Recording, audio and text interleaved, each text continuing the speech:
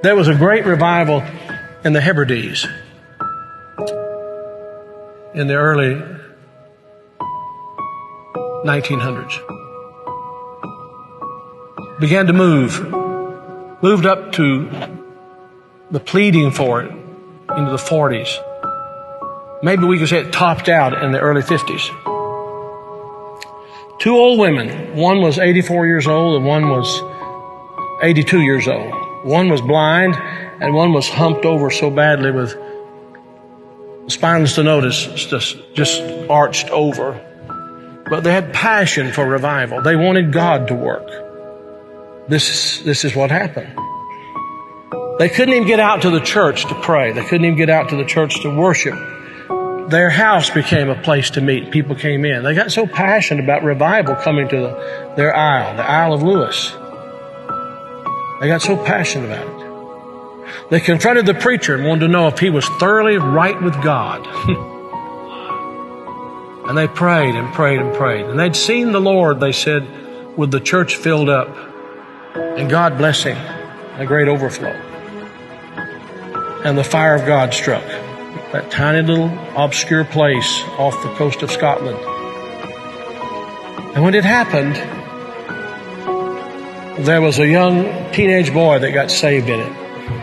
His name was Donald. And the preacher became so dependent upon Donald and so close to Donald, he would ask him to lead in public prayers and help him with the meetings, and he did. Oh, how God worked. People began to hear about it, and the revival fire spread. It spread. And God blessed in a great way. Those two old women, the kind of people don't want in a church anymore. And from that same island, there was a young girl who was a cousin to Donald Smith, who immigrated to America. Her name was Marianne Smith McLeod. She came to America, and in 1936, she met a man named Fred. And they were married. They fell in love. They were married. God blessed in a great way. And those old women were her aunts. And they came out of that fiery revival. They really experienced revival. And they sent a Bible,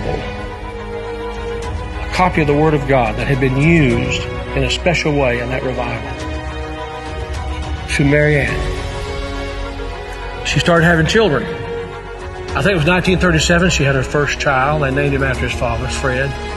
Then she had her second child, named after herself, Marianne. Then she had her third child, Elizabeth.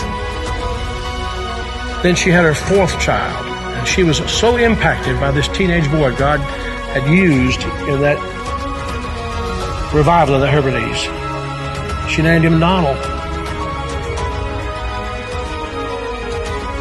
And she gave him that Bible, the Hebrides Revival Bible.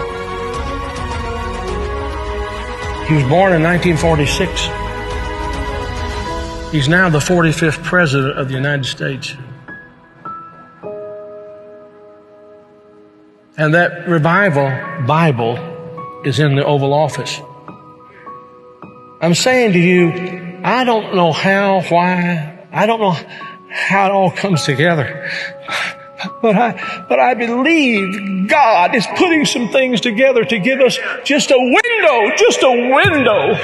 If he could find some open people who know what the window's for. Can this be the time the window's open? Providentially, God has prepared the moment, and we will become the people of prayer, pleading with God. This is a plea. Will thou not revive us again? Will you be a part of that? Will you?